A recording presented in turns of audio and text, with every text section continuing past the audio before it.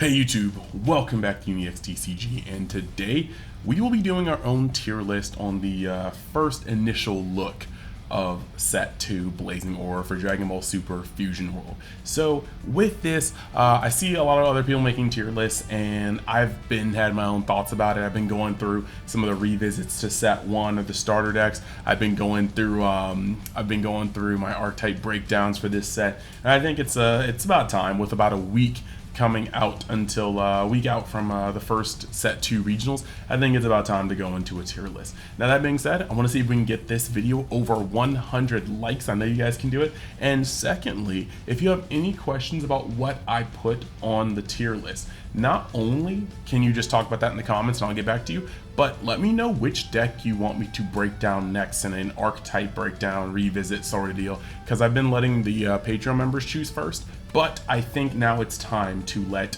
everybody choose the next week's worth of content when it comes to stuff like that. So with that being said, let us switch over the view and let us get into the tier list.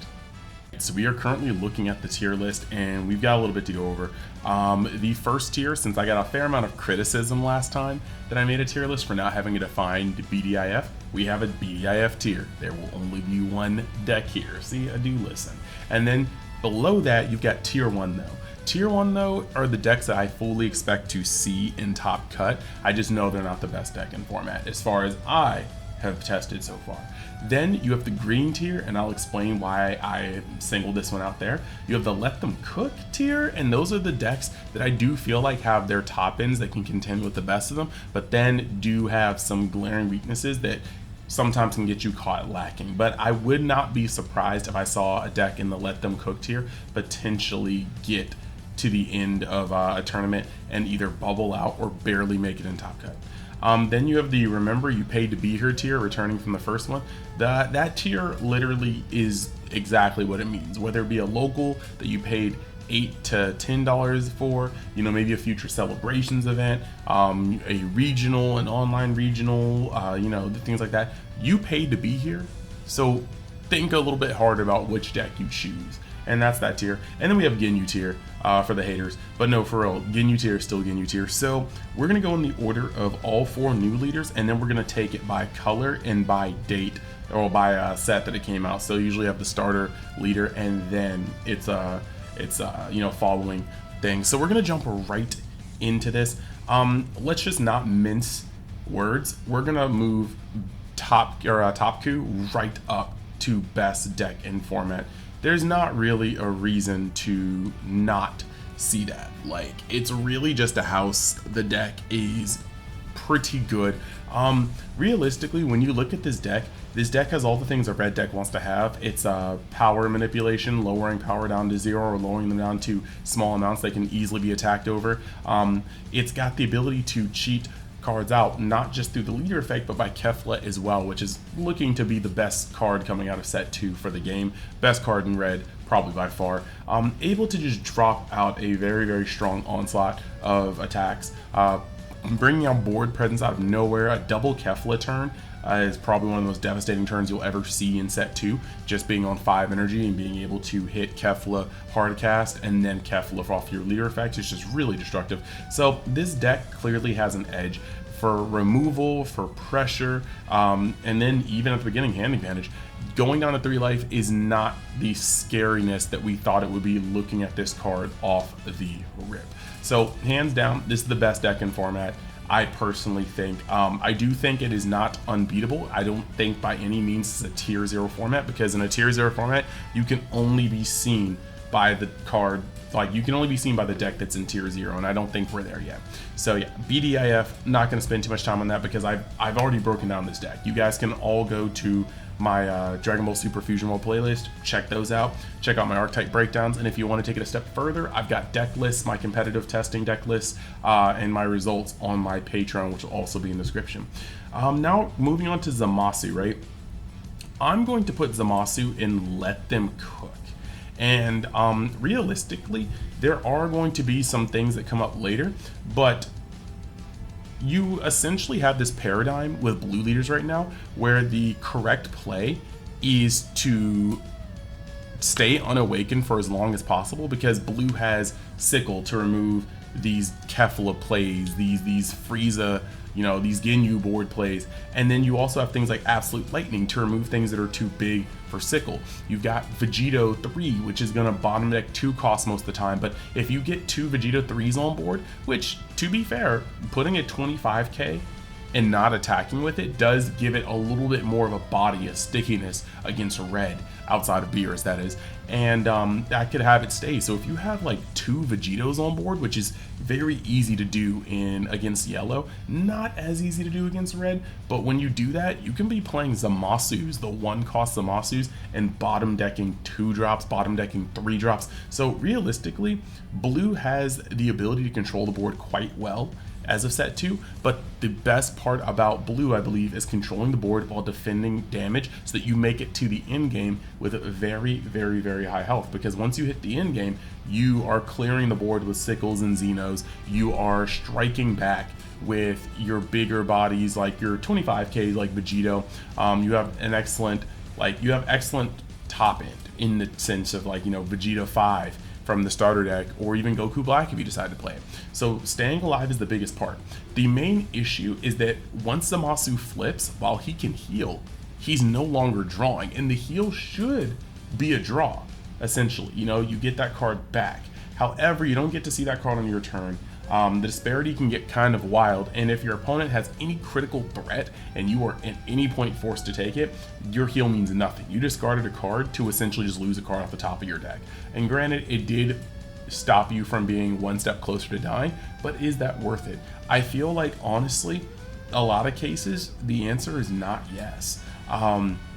So Zamasu is kind of just in this weird space. If you force Zamasu to flip over early, Zamasu has some of the worst time I've ever seen out of a blue deck. You just actually just sit here not doing anything. Like, you can heal, but you can't draw. Your cards have to draw for you. Some of those cards are rather thick. Like, yes, you can cheat out Zamasu as a draw engine with Goku Black. You can play Zamasu. That's a 4-cost and a 6-cost.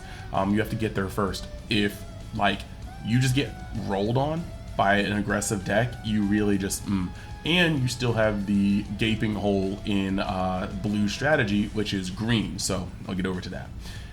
Speaking of which, we are going to put Cell in the green tier.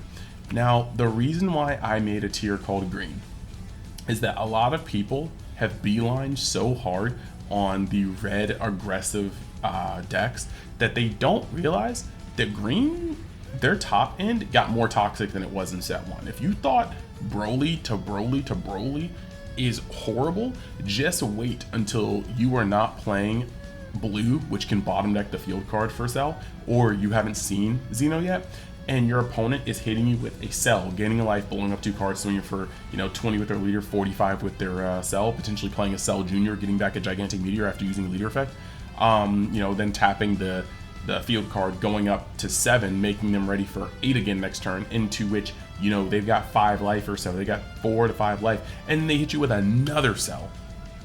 They just blew up the best parts of your board, probably cleared it, then they're playing another Cell, blowing up whatever you played the following turn, gaining another life, and then doing it again, literally setting themselves up for the Cell play again. Like, you will know pain when you get double to triple Celled and then they start playing their Broly's. It's just disgusting. So green still has actually a very toxic top end. The issue for green is that decks like Top Ku, U7 Goku, in some, literally Kefla is just that girl. Kefla is that girl. She is just going in and blowing up these guys. So realistically, most red decks will prevent green from getting to their 8 cost with a healthy life, and at that point it's like, okay, you can blow up 2 and gain a life, but going from 2 to 3 may not even save you at that point, depending on how strong the red hand is. So yeah, red is just like last set, where blue was actually a very good color, but it could not hang with green, and so it fell out of the format. I think that's essentially what green is right now. Green has a very hard time hanging with red, and sometimes it almost feels free for red, making green gate kept. And you know what? After how it operated in set 1, we're fine with that. Now the last one here, I'm going to hurt a lot of people with this, but yeah, Vegeta right now goes in the remember you paid to be here tier. And the reason why I'm putting it here is because yellow has always been Yellow has always been a open nerve. You have a utility, you have power, but you don't really have protection. And they may have gained Vegeta, but Vegeta only really protects you from Cell. Like, it protects you from green because they can't destroy your stuff outside of Gohan 3-drop Goku and Broly with a 7-drop Broly. But you don't get protected from having your stuff minus down to 0 or minus down to 5 and then attacked on. You certainly don't protect yourself against Blue's effects. And Blue has a field day with Yellow, let me tell you. Because at this point between Bulma and the Ginyu Frog, Yellow's draw engine can be disgusting if your 1-drops survive. And with Red needing to make sure, with every deck, not just Red, with every single deck in the game needing to make sure that Roshi does not survive and potentially allow a top coup deck to turbo into oblivion, you literally have Whis being mained in top coup. Of course, you have your hits, you know, in green, even though you only have 4 of them, like we're not rocking I-Beam, but we are rocking Kami. You have blue with Zamasu, and then blue's also able to play things like Vegito. You have a lot of ways to get rid of these 1-drops. Even yellow itself has the ability to play 1-drop Frieza, tap it, or play 2-drop Frieza, tap it on a swing, and then attack with this. And if you've played your Bulma, then you've probably given something to swing at with that Vegeta, unless you've awakened that turn, which is likely going to be the thing if you want to keep it safe. The issue is there's a lot of ways to get at these 1-drops, and that's just scary.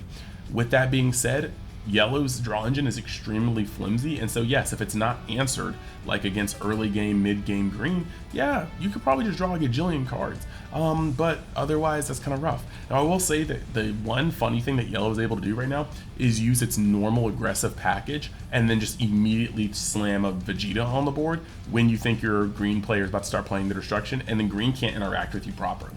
Everything they play costs a lot of energy, but they can't pop your cards, and so that becomes really, really rough.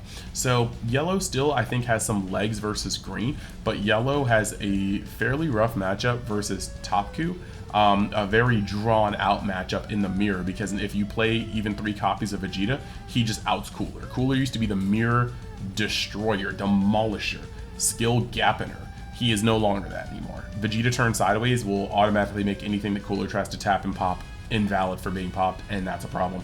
And then if you ever get faced up against blue as a yellow deck, if the blue player knows what they're doing and has a correct deck build, you just might as well AFK. It is awful. Zamasu's bottom deck your 1-drops. Sickle can touch almost anything you have in the deck.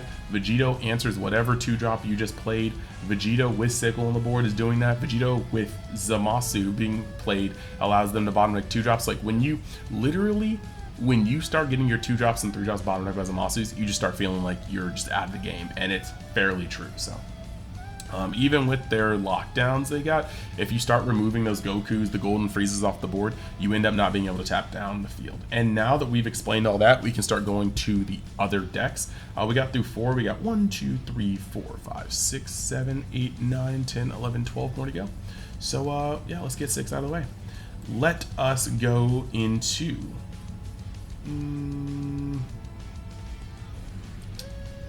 we are going to put this guy. So this guy is interesting because I do think that he could be at the bottom of tier 1 though, but at the end of the day there are kind of some weird things about him. So we got U7 Ku. Actually, you know what? I will put him at the bottom of tier 1 though. U7 Goku has gained a 1-drop 25k Frieza when awakened, and also has Kefla as their top end. So realistically, you're able to have more awakening than ever. You have access to things like 2-drop Caulifla, which is going to be a nice little crit and self-awaken. Once you do pop off, you're playing a lot of gas. You have more gas than ever in this format, and most importantly, you have Android 17 to play for 3 to make your leader 25k too, because any card that you are not using to defend yourself is going to be a card that you can use to attack or potentially offensively combo. So this has a lot of fun matchups. You can aggro a lot of different matchups out of the game, because at the end of the day, aggro is a math deck. You attack for 20 once at your opponent's 4k or 4 life, they're going to have to drop a card to get out of it.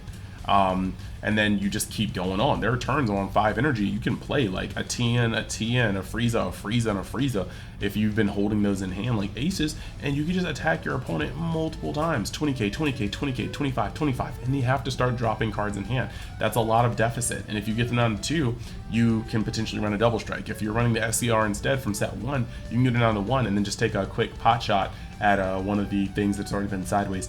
U7 Goku can kill a lot of good decks. It definitely is going to have a favorable matchup into green if you see it. There are some decks that can be a little rough, like the 25Ks are still going to cause a problem, but you still have a lot of 25Ks to go sideways. A Kefla into a Gohan is still very, very strong. A Kefla into a 17 is still very, very strong. So we do have options there. Next, you're gonna have Starter Coup. I'm going to put Starter Coup over in, it's red, and red is just good. So I'm going to put Starter Coup over here. I don't think he's one of the best Let Them Cook decks, but realistically, like him and Beerus kind of fell significantly from their totem poles. He's just not as fast as U7 Goku or Top Coup. That's just almost what it comes down to. And in this format, if you are red, you need to be fast. If you are not fast, then green can stabilize on you. Blue can take control. Even yellow can get some steam on you if that's the case. So you really just need that speed, and he is not it. Then you have Beerus. Beerus is very interesting. I'm going to put him right here because Beerus has such a good control aspect, and he's one of my favorite decks. Like, this is probably my locals deck of choice any given moment. However, the issue is with Beerus, you look at all these decks right now that are rushing to Awakening. Top Coup doesn't have to. It's either or, but that's a whole nother subject for like Patreon or something, because that's a really in-depth talk for you North Carolina goers and beyond. But U7 Goku's gonna race to Awaken.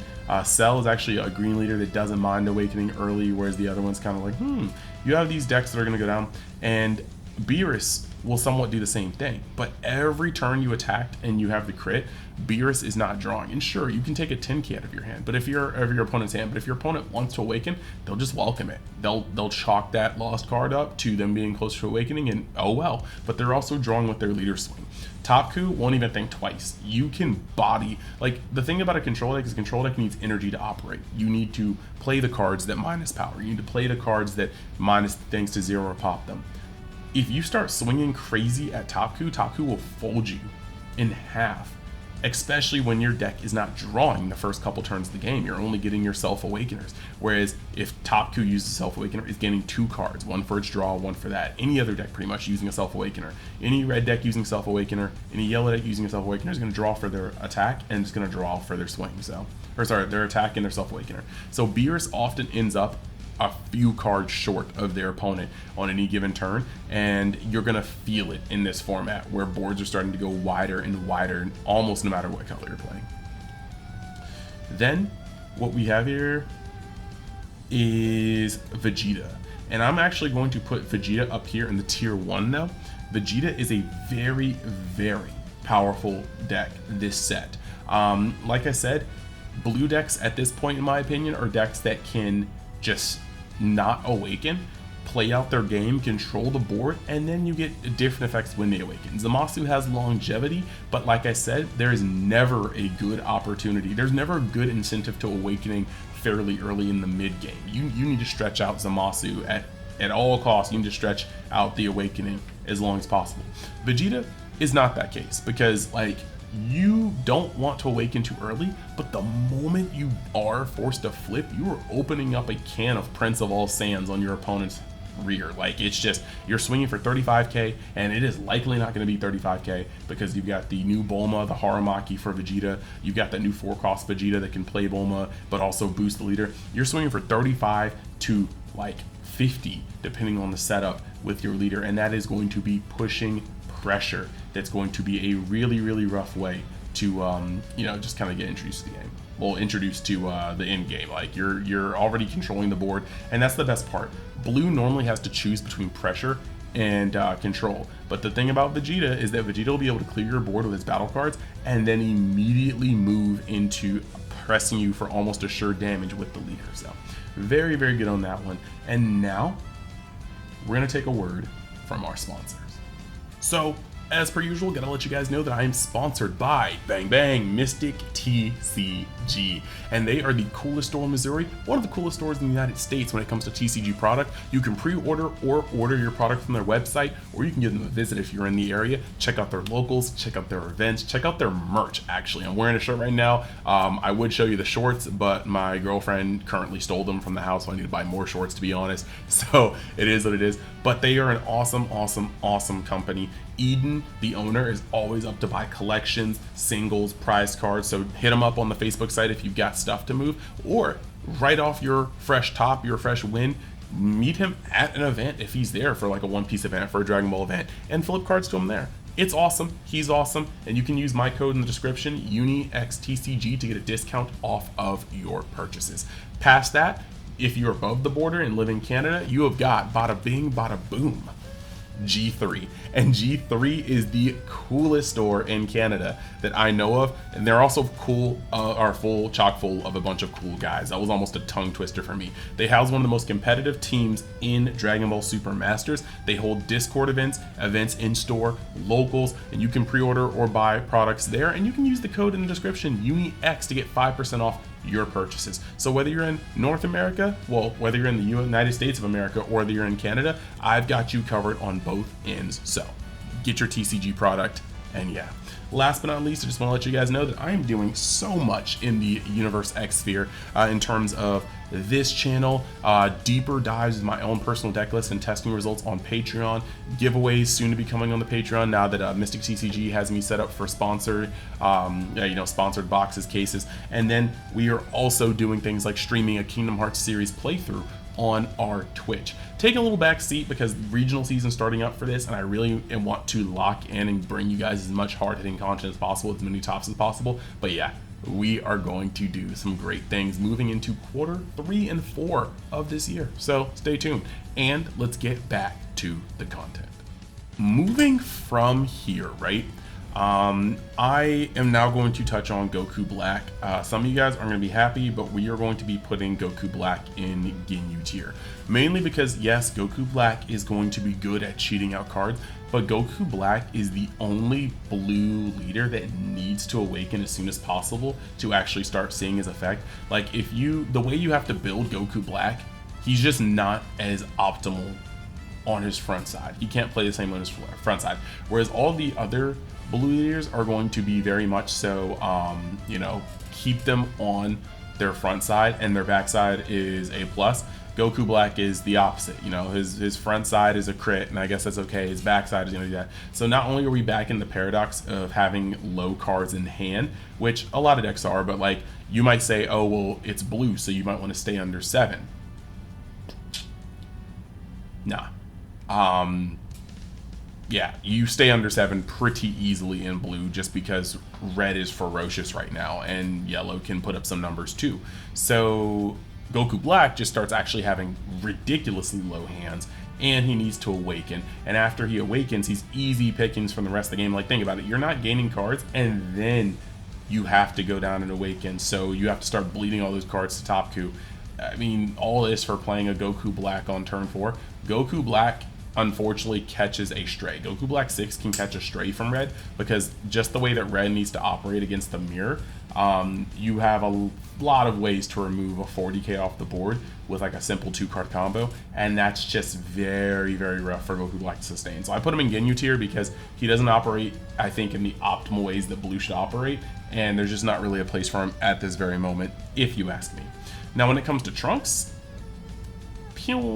I'm actually putting Trunks over here. Now I think you can interchange the way this goes, but mainly the thing is here, Vegeta and Trunks almost have identical deck lists. There are less than 8 cards, in my opinion, that should change between those two deck lists. And some of them are kind of obvious. But the main thing here, though, is that Vegeta offers strength.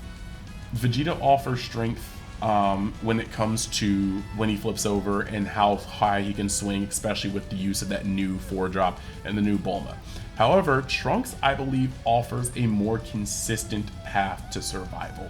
There are going to be a lot of things that make it ridiculous. Your opponent plays a Kefla into an Android 17 and then they play, something like, Gohan. They go off, they neutralize your board, maybe get an attack in on your leader or so, or maybe two, and you have to drop, up 2 10Ks or peel off, and a peel offs on your board, because if they're mowing down your field, they have to kind of get rid or leave your peel offs in a lot of cases. It really depends on the board, like if they have Whis or something like that, but that can be touched by Zamasu. Whole lot of stuff we can get into. If you guys want me to make a Trunks breakdown, let me know in the comments, and let me know on the Patreon so I can move to that. But Trunks is going to be able to do a little bit more removal than the average blue deck. When your opponent hits you with that Kefla into 17 into just a Gohan or another 3-cost, and they get the swing in, your follow-up turn can be Sickle, bottom deck the Kefla so they can't glimpse it back, bottom deck whatever other card they played, and then you just activate Trunks' effect on their 17, a 0 cost or 0k combo, putting it in their hand, and then you just start attacking them with whatever you have left, whatever you want to play a peel off into a peel off into a peel off, do what you need to do. But this is going to be able to keep stunning. You have the times where late into a simplified game state, your opponent is like, okay, Kefla into a card, and they do their thing, and you can respond with tap 5, play 5-cost Vegeta, bottom deck their Kefla so it's out of reach again, activate Trunks, and bounce that 17, bounce whatever they just put on the board on top of that, and then you can start pressing your offense. So using Trunks' effect, I feel like you have a more consistent path to staying alive, and the longer you stay alive as the blue deck, I believe the longer the game is at your favor. Eventually you bottom deck the Keflas, eventually you bottom deck things all around it as well. The 5-cost Vegetas that late in the game are going to get harder and harder to remove. Your Zenos can potentially put an entire field down if you survive, and if you defend yourself right, there are indeed games where you can make it to 6 energy with like 7 life. You will be like lowish on hand, but when you spend an entire turn defending yourself, and then you have to awaken because of it, you know what I mean? Like you go down, like you're at 6, 7 life, you take all these hits, you defend where you can, you awaken, you defend a little bit more, and then you're sitting there with like 9 cards in your hand, you just draw a charge Zeno, 6 cards, 5, 6 cards at the bottom of the deck. That's almost backbreaking depending on what's on the board. So realistically, you have a lot of ways to take control with Trunks, and I do believe that his bounce effect is a great thing to keep stunning, because that singular card they cheated out for free, they did have to discard a card for it to use Kefla's effect. And if you're getting rid of the Keflas, eventually they're going to have to start hard casting things and using Goku's effect, and then it really starts hurting because Kefla drew something and played a card. Now they're just using their leader effect for discarding a card, playing a card, so that's a -2 from hand, and then you're literally just going to be like, yeah, put that back in your hand, you can use it as combos you want, and you can play it again next turn. Yeah, it gets nasty. Now Broly also goes in the green tier. This is either or. Broly has the best survivability so far, and when you use Sensubean on Awakened Broly, you almost have to pause the turn for most of these offensive decks. So realistically, Broly is great. Now Broly doesn't have the same loop that Cell does with Cell's ability, the Cell 8-drop and the Cell Arena, where you can just keep spamming Cells until you just want to stop going down on energy and just playing Broly's, but he does have the extra 5k, which is going to help him a lot in the format. Nothing really changes between these except the order of which you play the cards. Instead of playing Cell and then Cell and then Cell and then Broly when you're good and ready, or Broly in the middle there when you're good and ready, he has to kind of play his Broly's out and then start playing Cells to come up, because if you play Cell, you essentially have 2 turns until you can use another 8-drop. The next turn should be your recoup. You need to ramp at least once in that turn. The following turn you can play an 8-drop, so you have to not break that chain.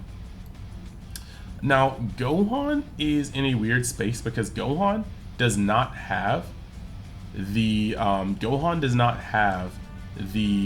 chain, the loop that Cell has that I just mentioned, and Gohan does not have the extra 5k that Broly provides. So as much as I don't want to say this, Gohan probably goes into this tier for me.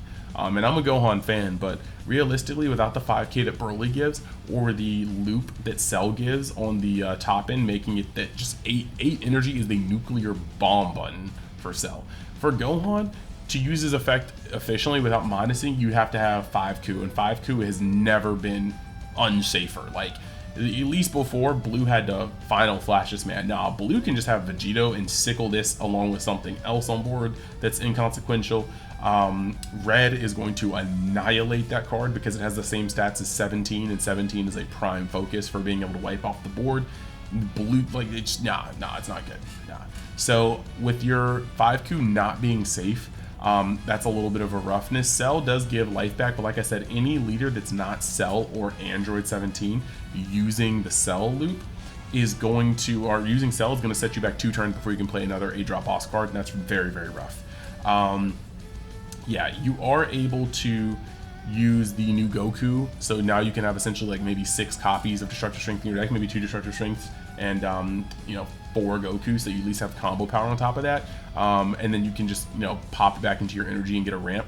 That's a very, very nice boon, but I don't think that extra 5k in a deck over Destructive Strength is going to be enough to say he belongs in the green tier. I definitely think Cell and Broly are just the best green decks, and those will be the ones where if you face them in Swiss and you are not top Q or Universe 7, you need to be careful, because Blue has a fairly abysmal matchup going into these decks. Then Android 17, I'm going to put him here as well because we may need more testing. Like, I do think that we do need more testing with Android 17 in my circle. I personally do, but the fact of the matter is they're trying to still push you on lab, and while lab can have like the key pluses and minuses to 17 is that if you use lab, you essentially can use the cell loop. There are going to be times where you can actually just go down to what's the word, you can activate lab, and lab will take you up to 9. You go down to -3, so you get down to 6 when you use cell, and then you go back up to 7, so it's still kind of a 2-turn clock, but you can still kind of recover without having to spend the following turn using ramp. So even though you have a 2-turn clock, if you have lab established, you can not play just a ramp card. You can actually just go into some more gas that probably costs 5 or 7 in this, and that's a little bit better. I do believe that's a little bit better than it could be. However, you have lab, and even if you have your optimal curve of Jiro or Dr. Rose lab into the new 4-cost 17 and 18, you still spent your turn 3 doing nothing, and then your turn 2 you're going to ramp one, and then you're going to ramp another one with lab, so that's a nice little slingshot into the future. But yeah, there are some things that are kind of an issue here, and once you get up to your awakening turn, you have some better offense, but green didn't really need more offense. Its 8 cost kind of carried it, so I still kind of have it at the let them cook. The sheer force of green, once you get to 8 energy, you're probably just gonna be doing damage, but this is like weird. In fact, because of your turn 3 potentially just being lab, and then if you're not playing the lab, you might as well be playing Gohan or one of these other green leaders. So I actually may just put this guy up here. I'm sorry guys, but yeah, that's probably where I have him here. Frieza immediately here, because Frieza and Vegeta are peas in a pod. The deck lists are extremely similar, except for the core of activate battle extra cards that you put in Vegeta's deck. And even then, you can see too many of them and feel over encumbered. You can see too little of them and feel like your leader isn't doing anything on your opponent's turn. And that's why Vegeta has to be lower. But off the strength of yellow, if things go right for you, if your 1-drops for some reason stay on the board, because that sometimes does happen, you will just draw out of your mind with these guys. And they have some of the best curve from 4 to 5. Like, playing Goku to tap down and lock down, or to lock down 2 cards, and then tapping 5 the following turn for Frieza to lock down another card alongside of Goku this turn, and then having its 35k double strike, and then potentially playing another Frieza, another Goku, or a 6-drop SCR if you play it. It's a great feeling. Then you've got Cooler. Cooler did not receive any help whatsoever, and it is going immediately in the Ginyu tier. Really, you wanted to have this as an aggro deck. It used to be the premier get 'em, race 'em straight to face aggro deck. It is not that anymore. That is U7 Goku followed by Top Ku in terms of pure low to the ground aggro and what they're capable of. This guy doesn't draw in his front.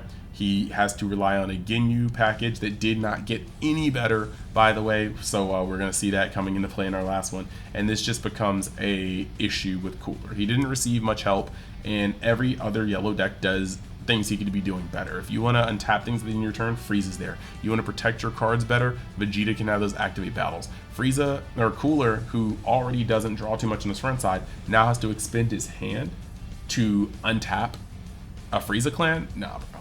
That's not it. And then lastly, you have the namesake of the Ginyu tier. Sorry guys if you're Ginyu fans, but Ginyu tier is for Ginyu. This has to be here. He is just hurtful. He is hurtful to himself, and that is the whole thing. Ginyu received no help either.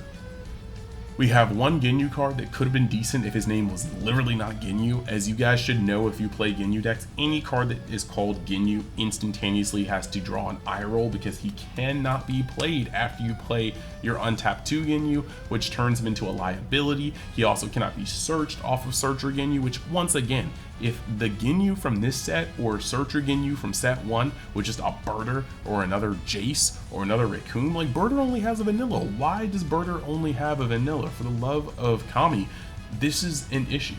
Like, this is an issue. You can't play those cards in tandem. You can't use Ginyu to search the SR. You can't use Ginyu to search this new field booster. You can't play the field booster or this Ginyu or the Frog after playing your untapped 2. This guy is butt cheeks of the unwashed variety. It is not good. We do not stand him, and he is the king of the Ginyu tier. In fact, he should be further back here, but it's his tier, so he's at the front of the Ginyu tier. And this is my tier list. Let me know what you guys think. Like I said, let me know in the comments if you want me to go into any of the decks that I have not currently or previously touched in the past week and change, and we will make that a new target at the top of the week come Monday. So thank you guys for being here. I want to really quickly give a shout out to the Patreon members, because you guys really are the people that help me go round and round on this channel. Every one of these views counts, but when the people join the Patreon, I just appreciate it a lot as well, because it just gives me some easier direct income flow that helps me just completely float this channel. So I want to give a special shout out to the Realm of Xers. That is those are the Adnans, the APX Dofis, the Big Daddy Flapjacks, the Burars, the Professor Spezes, the Bryce R's, the Kevin I's, the Mario V's, as well as the Mr. Top Decks.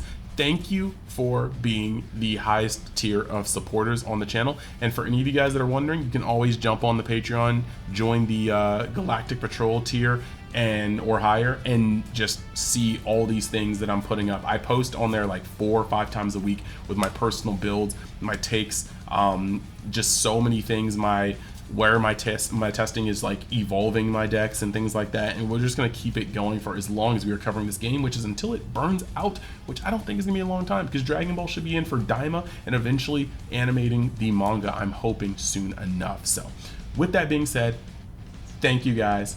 Thank you so much, and I will see you in the next video, post, Patreon article, whenever.